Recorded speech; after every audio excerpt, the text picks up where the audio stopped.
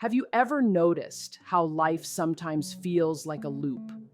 How we keep finding ourselves in the same kinds of situations, with the same kinds of people, and making the same painful mistakes, even when we promise ourselves we won't? It's strange, isn't it? We swear we've learned our lesson after a toxic relationship, a broken friendship, or a self-destructive habit. And yet somehow we go back. Maybe not to the exact same person or situation, but to something that feels eerily similar. Why does this happen? Why do we repeat toxic patterns, even when we know how much they hurt us? To understand this, we have to go deep into the human mind, into the invisible patterns that control our behavior far more than we realize. You see, most of us live under the illusion of free will. We believe that we make conscious choices, that we learn from our pain and move forward. But the truth is far darker and far more complicated. Our subconscious mind, shaped by early experiences, unresolved emotions, and unhealed wounds, quietly pulls the strings. It repeats what is familiar, not what is healthy. Think about that for a moment. The mind doesn't crave happiness, it craves familiarity. To your brain, what's familiar feels safe, even if it's toxic. So when you find yourself drawn to someone who treats you the same way a parent once did, or when you sabotage yourself in ways that mirror your childhood fears, your brain isn't being cruel, it's being consistent. It's trying to keep you in the emotional territory you've always known. But that's the tragic irony. The patterns that once protected us as children often destroy us as adults. When you grow up in chaos, chaos becomes your comfort zone. When you grow up being ignored, neglect starts to feel normal. When love was mixed with pain, your mind learns that love must come with suffering. And so, as adults, we unconsciously seek out the same dynamics again and again. Not because we enjoy the pain, but because it feels like home. Have you ever wondered why leaving a toxic person can feel harder than anything else in the world? Why, even when you know they're bad for you, some part of you aches to go back? It's because the brain confuses pain with connection. Over time, your nervous system becomes wired to associate emotional tension with love. The highs and lows, the chaos and calm, all become part of a chemical addiction. The same brain circuits involved in drug addiction light up in relationships filled with emotional volatility. Every fight, every reconciliation, every tearful apology releases dopamine, adrenaline, and oxytocin. It's a cocktail that binds you to the person who hurts you. This is why breaking toxic patterns isn't just about making a decision. It's about reprogramming your emotional wiring. You can't simply tell yourself, "I'll never go back," because that promise is made by your conscious mind. But the patterns live in your subconscious. Real change happens when awareness meets repetition. When you start recognizing your triggers, your automatic reactions, and the stories you tell yourself about what love, success, or self-worth should look like. But let's go deeper. Why does the subconscious mind hold on to these patterns so tightly? Because it's trying to protect you from something worse, uncertainty. To your brain, the unknown is terrifying. Even if the familiar causes pain, at least it's predictable. And predictability equals safety.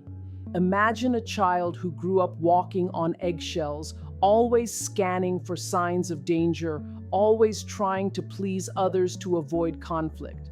That child learned survival strategies. Stay quiet, stay small, anticipate everyone's needs. And now, as an adult, they keep repeating those same strategies in relationships, at work, even in their self-talk. Not because they want to, but because those behaviors kept them alive once. So when we ask, why do we keep repeating toxic patterns? The answer lies in the fact that our nervous system is loyal to what it knows.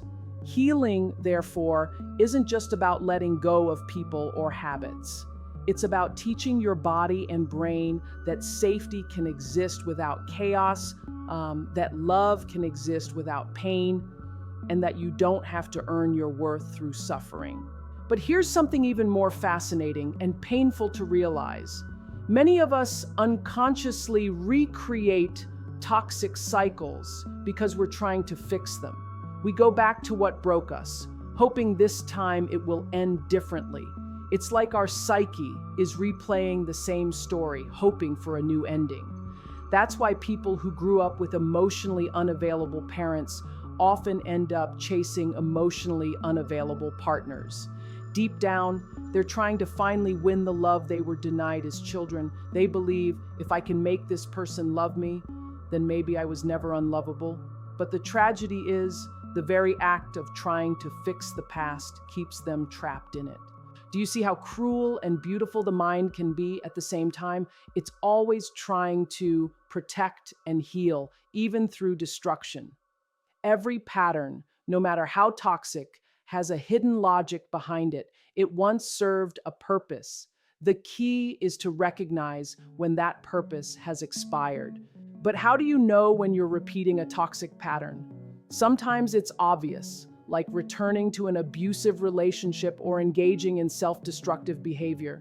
But more often, it's subtle.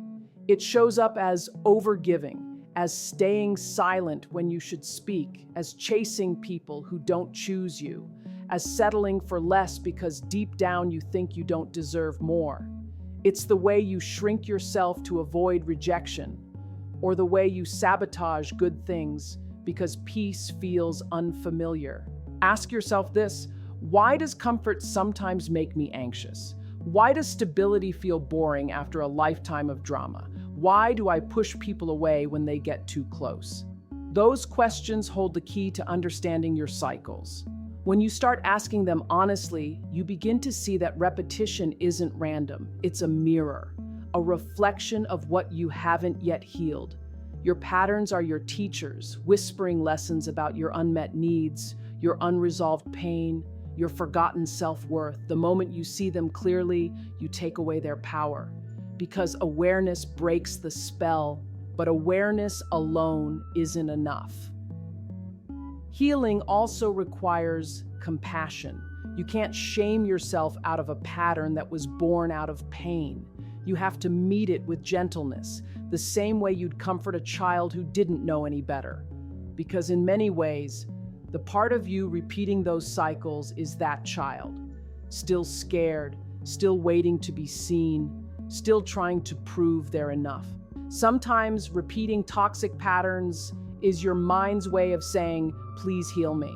Every time you fall for the same kind of person, every time you engage in the same argument, every time you repeat the same mistake, your psyche is giving you another chance to choose differently.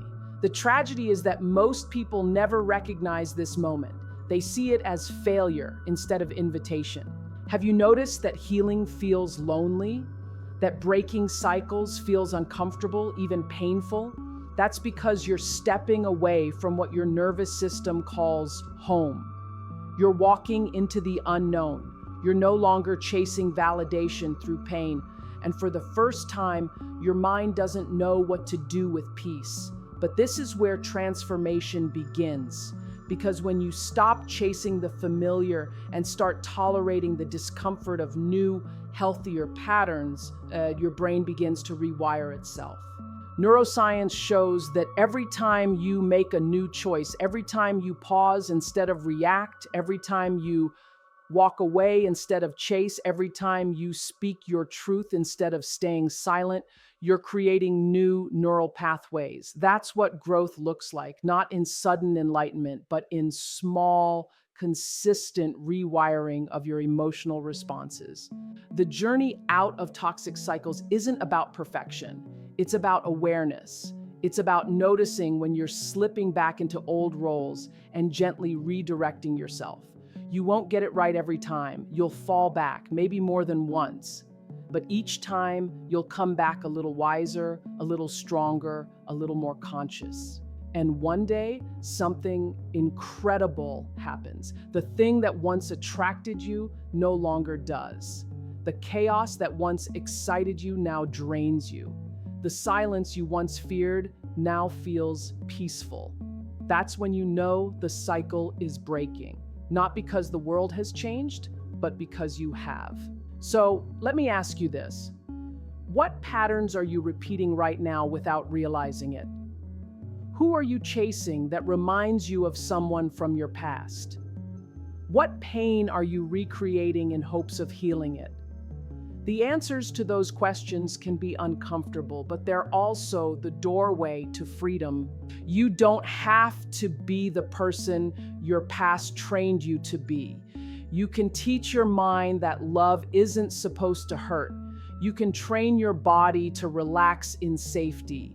You can choose partners, friends, and environments that don't mirror your trauma, but reflect your healing. The truth is, repeating toxic patterns doesn't make you weak. It makes you human. It means you're carrying wounds that haven't been given the care they deserve. The moment you start to understand this, you begin to reclaim your power. You're no longer reacting, you're choosing. And that's the ultimate freedom. To finally live a life that's not ruled by old pain, but guided by new awareness. To stop being haunted by what broke you and instead build something stronger from its pieces. So next time you catch yourself in the middle of a familiar cycle, pause. Don't judge it. Don't run from it. Just ask yourself one simple question. What is this pattern trying to teach me?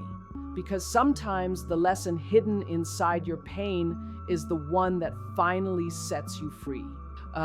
Maybe that's the real secret of healing, not avoiding the repetition, but understanding it deeply enough to break it for